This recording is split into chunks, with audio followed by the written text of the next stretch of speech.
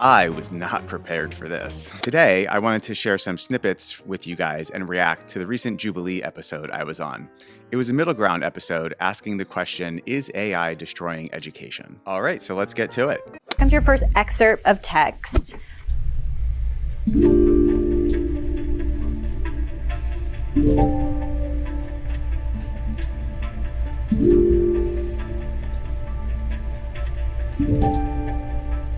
Okay, on the count of three, if you think this was AI generated, you'll hold up your paddle. 3, 2, 1. That to me sounds like something somebody would say in casual conversation, which is the way that I write. All right, we'll see. Okay, turns out this was AI generated. Yes! Oh no, I did it! Well, that stings just as much now as it did back then. But I think with that first prompt, it was, well, first off, there was no M dash. And almost everything I see that ChatGPT makes has an M dash in it, finds somewhere to put it. But I think too, I was really caught up in the content. I wasn't expecting it to be actually about policing and the use of AI. So I was really interested in what I was reading. Here's your next one.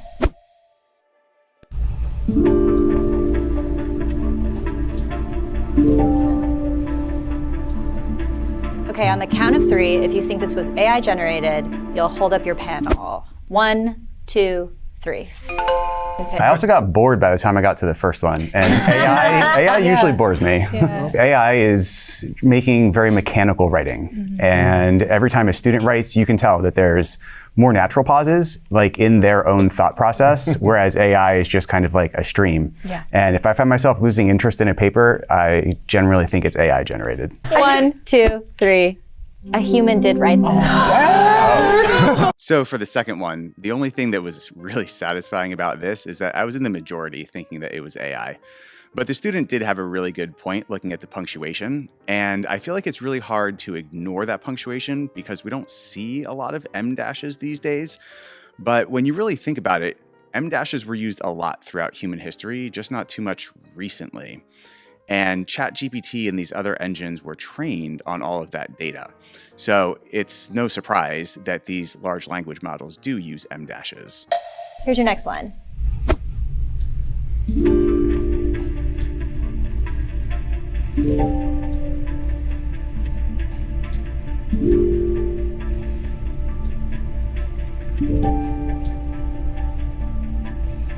If you think this is AI generated, raise your paddle.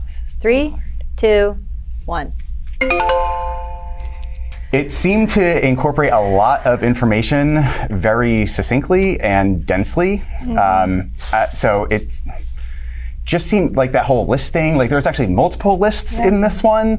Yeah. It was convincing. It actually didn't bore me because it packed so much information into such a short spot. Mm-hmm. That's my thought. We'll see.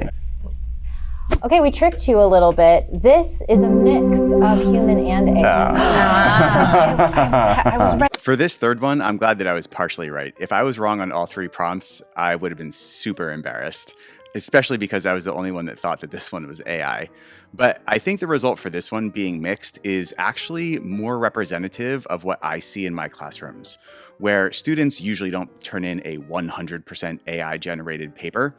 There may be 1 or 2 paragraphs out of the whole thing, but there's usually some human component to it. And then there's also mixed in there some artificial intelligence, which can sometimes make picking out AI really challenging.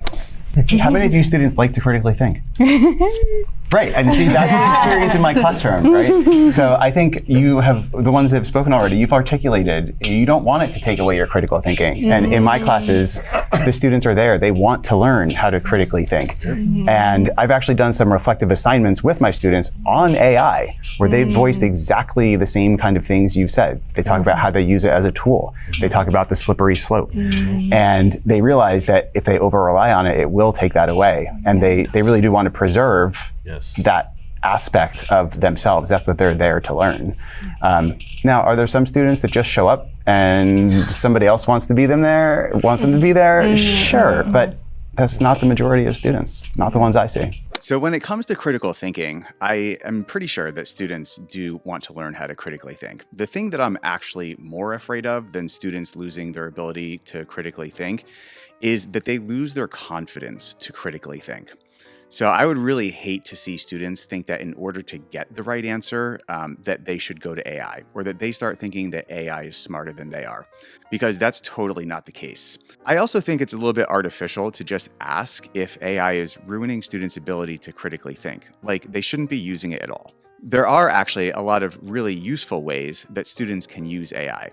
For example, they can make flashcards, study guides, or even practice quizzes based on the material that they get in class. When I was in med school, we bought flashcards that were pre-made for us. We just couldn't make that many, and that wasn't being lazy or cheating. This is just the modern example of that. There's plenty more ways that students can use AI, and I don't think they should be scared to use it as long as they're using it in the appropriate ways.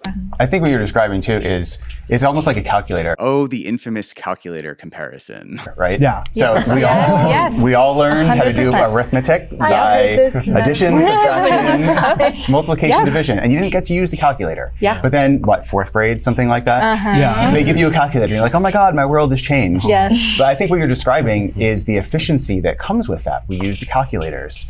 And I think that if the students aren't prepared to be working in that AI environment, then they'll fall behind because their peers are using it.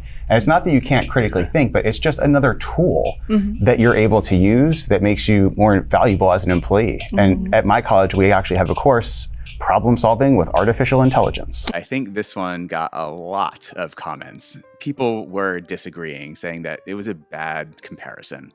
And I think the thought was that AI is going to have a much bigger impact on society than the calculator did, and I couldn't agree more.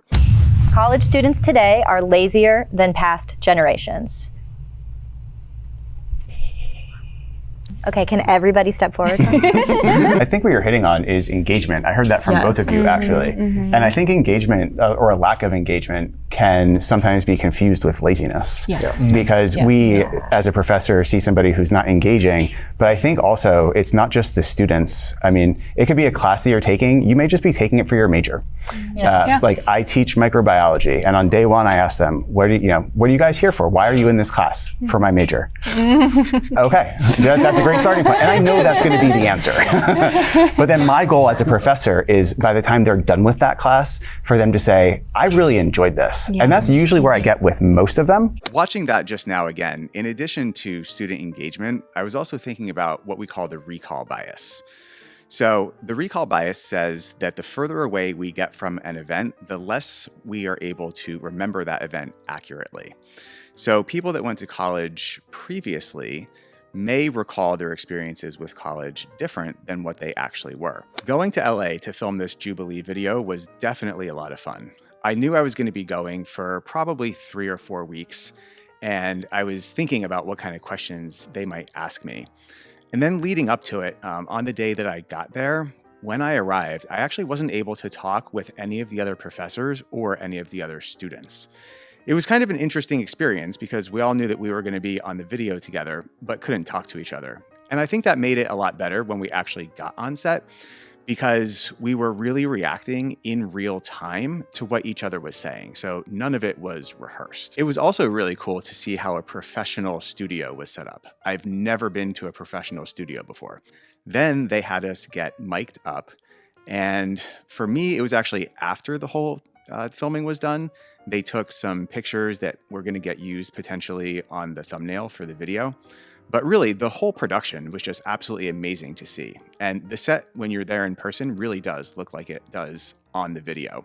It's pitch black, you can barely see, and then those 8 chairs are fully illuminated. During the actual filming, it seemed way faster than it actually was. I think we filmed for somewhere right around 5 hours, but in my mind, I was only there for like an hour and a half. And then when I was done filming, it was time to catch a red eye and go back to my everyday job. When I found out that I was going to be on Jubilees Middle Ground, I naturally went online to their YouTube channel and started watching some other episodes of Middle Ground.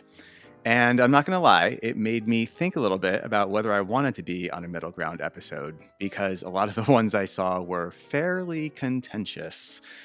People sometimes yelling at each other, but there were definitely heated debates in a lot of those Middle Grounds. So when I was taping this one, I was very happy that ours was fairly tame compared to the ones I had seen. And we all seemed to get along really well. Even after the filming was done, a few of the professors and students stuck around to talk a little bit. And it was actually so tame that the director made a comment at the end saying it's one of the less contentious ones that she's ever filmed. The other thing I was thinking going into this episode was that the students were really going to be against the teachers, like it was going to be an argument between the students and the professors. And I was surprised to find that we were all pretty much on the same wavelength, whether it came to our thoughts on artificial intelligence in college or in the classroom, whether it came to mental health services, or talking about whether college was worth the cost. None of us really had views that were terribly different, and we really were able to come to the middle. I hope you guys enjoyed watching my reactions as much as you enjoyed watching the Jubilee video. It really was a lot of fun to film. The other people on set were really great. I would say if any of you have an opportunity to be on Jubilee, it's definitely a once-in-a-lifetime experience, and you should go for it. If you guys enjoyed this video, make sure to hit the like button and subscribe. And don't forget to leave a comment. I'd love to hear what you guys thought about the Jubilee video in general, or this reaction to it. Catch you next time.